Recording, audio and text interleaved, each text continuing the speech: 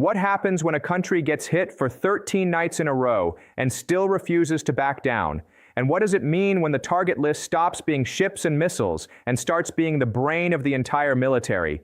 Before we get into what's actually happening inside Iran right now, hit that like button, subscribe if you haven't already, and share this with someone who still thinks this war ended months ago. It didn't. It just moved. Let's start with where this all began, because you can't understand tonight's headlines without understanding how we got here. On February the 28th this year, the United States and Israel launched a joint military operation against Iran. It wasn't a warning strike. It wasn't symbolic. It was aimed directly at the top of the Iranian government. Multiple senior officials were killed that day, including Iran's supreme leader, a man who had led the country for decades. His death sent shockwaves through the region. Iran declared national mourning. The IRGC promised revenge. And for a few days, it looked like the entire Middle East was about to catch fire all at once. Then something unexpected happened. The fighting slowed. In June, delegations from both countries sat down and signed a memorandum of understanding, a kind of loose framework meant to move toward ending the war. It wasn't peace. It wasn't even a real ceasefire. But it was enough to pull the region back from the edge, at least for a little while. Strikes continued in a limited way, but nothing like what came before. That fragile pause is gone now. Over the past 2 weeks, the United States has carried out strikes against Iran for 13 consecutive nights. 13. Not one big operation and then silence. Night after night after night, American forces have been hitting targets across the country, and the nature of those targets has been shifting in a way that tells you exactly where this war is heading next. For the first several nights for this new wave, the strikes focused mostly on maritime targets, missile storage sites, and drone launch positions, things directly tied to Iran's ability to threaten ships moving through the Strait of Hormuz. That's the narrow stretch of water where a huge share of the world's oil passes through every single day. But starting around the 13th night, the target list changed. For the first time in this new round of fighting, American forces led with something different: military command centers and communication networks. Not just weapons, not just boats, the actual nervous system that lets Iran's military talk to itself, coordinate, and respond. That distinction matters more than people realize, and we're going to break down exactly why in a few minutes. But first, let's talk about what's actually confirmed, because there's a lot of noise online right now, and most of it isn't accurate. U.S. Central Command, the military body running this campaign, confirmed that its forces struck Iranian military command centers, drone storage facilities, communication networks, coastal surveillance sites, and maritime capabilities. That's the official language, word for word from their own statement. It's specific, it's deliberate, and it tells you the goal isn't just to sink a few boats anymore. It's to dismantle the structure that lets Iran fight in an organized way at all. Iranian state media reported explosions in several cities, including Khorramabad, Jask, Avaz, and Bandar Abbas, along with activity on Qeshm Island. According to Iranian provincial authorities, at least 4 people were killed and 5 wounded in a missile strike near Avaz. That's a real sourced casualty number, not a rumor, and it deserves to be treated seriously, the same way any other confirmed loss of life in this war should be. At the same time this was happening militarily, something was happening diplomatically too, and it says a lot about where Iran's head is right now. The Iraqi Prime Minister personally carried a ceasefire proposal from the United States to Tehran. Iran rejected it. Their reasoning wasn't vague either. Iranian officials said they weren't interested in any temporary arrangement that left the question of the Strait of Hormuz unresolved. In other words, a pause without a real resolution wasn't good enough for them anymore. That single decision tells you something important. Iran isn't just absorbing these strikes passively, waiting for them to stop. Its leadership is making an active, calculated choice to keep fighting rather than accept a deal that doesn't address what it sees as the core issue. Whether that's confidence, desperation, or something in between is a fair question, and we'll come back to it. Now here's where the economic side of this war becomes impossible to ignore. Brent crude oil climbed above $100 a barrel for the first time in 2 months. That's not a small shift. That's the kind of number that shows up in headlines far beyond military news, the kind that starts affecting gas prices, shipping costs, and inflation numbers in countries that have nothing to do with this conflict directly. And it's not just the Strait of Hormuz driving that spike. Houthi forces, aligned with Iran, have expanded their attacks from the Strait of Hormuz all the way to the Bab al-Mandab Strait, another critical choke point for global shipping. That means two major maritime pressure points are now active at the same time, instead of one. Ship traffic through the Strait of Hormuz has collapsed to levels not seen since early May. On one recent day, only a single vessel transited the strait, just one. Think about what that actually means. This is one of the busiest and most important waterways on the planet for global energy. Shipping companies are essentially deciding that the risk of moving through it right now outweighs the profit of doing so. That's not a political statement. That's the market itself telling you how dangerous this has become. Meanwhile, more than 50,000 American service members are currently stationed across the Middle East, according to CENTCOM's own numbers. That's not a small deployment sitting quietly in the background. That's a massive, active military presence, positioned and ready, in a region where tensions are climbing rather than cooling down. And here's something that should genuinely concern you if you're trying to understand where this goes next. President Trump has publicly warned that the United States is prepared to launch what he described as bigger strikes if Iran doesn't change course. Not smaller, not more of the same, bigger. That's a direct signal, in his own words, that this campaign has room to escalate well beyond what we've already seen over these past 13 nights. Before we go further into what all of this actually means strategically, let's pause here for a second, CTA. If this kind of breakdown, calm, fact-based, no wild speculation, is what you come to this channel for, tell me in the comments what part of this conflict you want explained next. Smash that like button if you're learning something new right now, and if you haven't subscribed yet, this is genuinely the moment to do it, because this war is not slowing down, and neither are we. Now let's dig into why the shift toward command centers and communication networks is such a big deal, because on the surface it might sound like just another category of target. It isn't.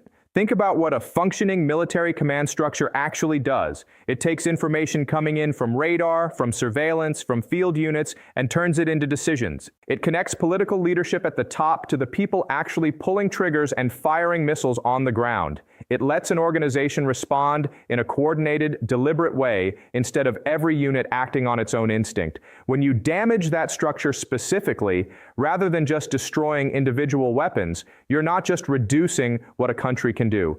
You're reducing how well it can decide what to do at all. That's a completely different kind of damage. A missile site that gets destroyed is a missile site that's gone. But a command center that gets destroyed doesn't just remove a building. It potentially cuts the line between the people making decisions and the people carrying them out. And when that line breaks down, you don't necessarily get a weaker, quieter enemy. Sometimes you get something more unpredictable. Individual commanders in different provinces making their own calls, without oversight, without coordination, and without anyone reining them in if things go too far. That's worth sitting with for a second, because it complicates the simple version of this story. It would be easy to assume that hitting command infrastructure just makes Iran weaker and more likely to surrender. But military history doesn't always work that way. Sometimes degrading centralized control creates more chaos rather than less, because the restraint that used to come from the top disappears along with the infrastructure that carried it. And there's real reason to think Iran's command structure was already under strain before this newest wave of strikes even began. Since the February operation that killed the supreme leader and several senior officials, Iran's internal leadership has shown visible signs of stress. There have been contradictory public statements from different parts of the government. Some officials talk about openness to diplomacy, while others promise escalation and refuse to even discuss a pause. That kind of mixed messaging, coming from a government that used to speak with one unified voice, is usually a sign that the coordination behind the scenes isn't what it used to be. Now layer the economic pressure on top of that political fragmentation, because these two things are feeding into each other in a way that makes this conflict more dangerous, not less. Every day, the Strait of Hormuz stays effectively closed to normal shipping traffic. Iran loses revenue. Every disruption to oil exports weakens the government's ability to fund its military, replace weapons that have already been destroyed, and support the network of allied groups it has relied on for years across the region. That's not a side effect of this war. For the country enforcing the pressure, it's one of the central points of it. But economic pressure is a double-edged sword, and it's worth being honest about that instead of pretending it only works one way. When a government feels economically cornered, it doesn't always become more willing to negotiate. Sometimes it becomes more willing to take risks it wouldn't have taken otherwise, because the leadership decides it has less to lose by escalating than by backing down.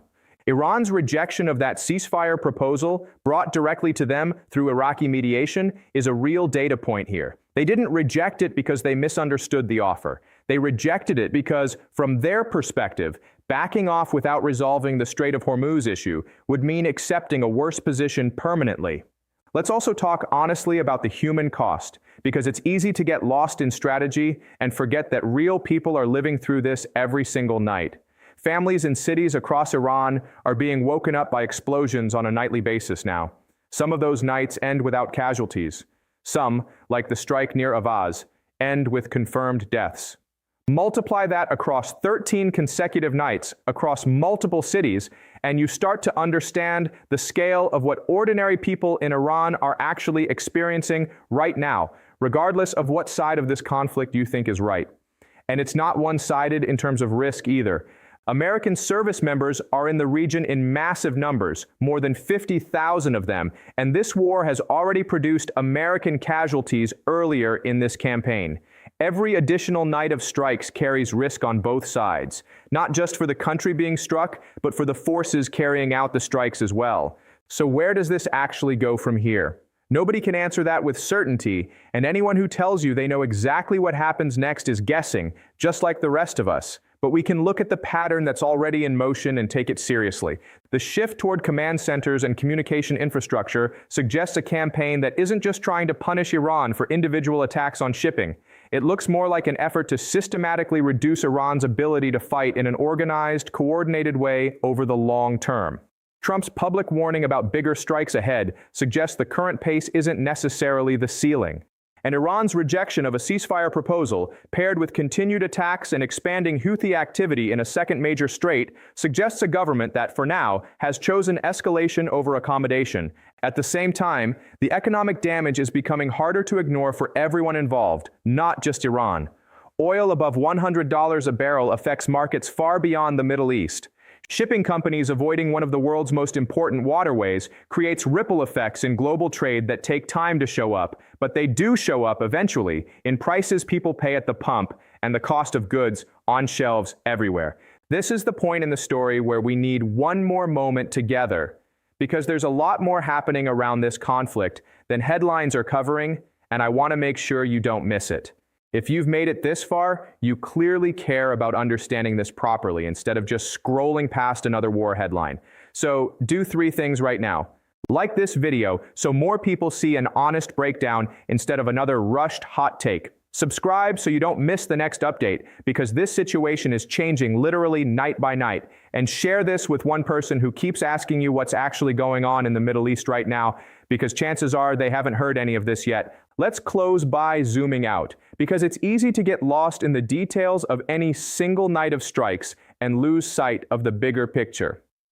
This war did not start with the strikes you're hearing about this week. It started back in February with the killing of a head of state and a wave of strikes aimed directly at the top of Iran's government.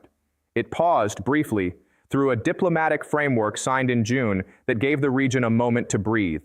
And now it has resumed, not as a repeat of what came before, but as something that looks, in its targeting choices, more deliberate and more focused on Iran's ability to function as a coordinated military power at all. 13 consecutive nights of strikes is not a number that happens by accident. It reflects a sustained, deliberate campaign, not a series of isolated responses. The shift toward command centers and communication networks reflects a strategic choice about what kind of damage actually matters most in a war like this. And Iran's decision to reject a ceasefire, while simultaneously allowing its allies to expand attacks into a second strait, reflects a leadership that, for now, believes escalation serves its interests better than compromise does. None of that guarantees where this ends. A government under this much internal and external pressure can fracture in ways that make it more dangerous and less predictable, not less. Command structures that lose central coordination don't always produce peace. Sometimes they produce chaos, with fewer people actually in control of when and how weapons get used. That's a genuinely uncomfortable possibility, and it deserves to be said plainly instead of glossed over for the sake of a cleaner story. What we do know with certainty is that oil markets are reacting, shipping companies are reacting, 50,000 American troops are positioned across a region that is not getting calmer, and ordinary families in Iranian cities are living through explosions on a nightly basis, while ordinary families elsewhere in the world are about to start feeling this war show up in their own daily lives, through prices, through markets, through consequences that don't stay contained inside one country's borders. This war has already proven more than once that it can pause without actually ending, and that it can resume in a form more serious than what came before. 13 nights in, with command infrastructure now squarely in the crosshairs, the honest answer is that nobody, not the analysts, not the officials, not the people making these decisions in real time, can promise you this is close to over. What we can do is keep watching it clearly, without exaggeration and without looking away. Because conflicts like this one don't just shape history books later. They're shaping the world you're living in right now, tonight, while people in Tehran are once again waiting to see if the explosions start before sunrise. If this video helped you actually understand what's happening instead of just adding to the noise, that's exactly what this channel is here for. Like it, subscribe, and share it, because the next update on this war is probably coming sooner than you think.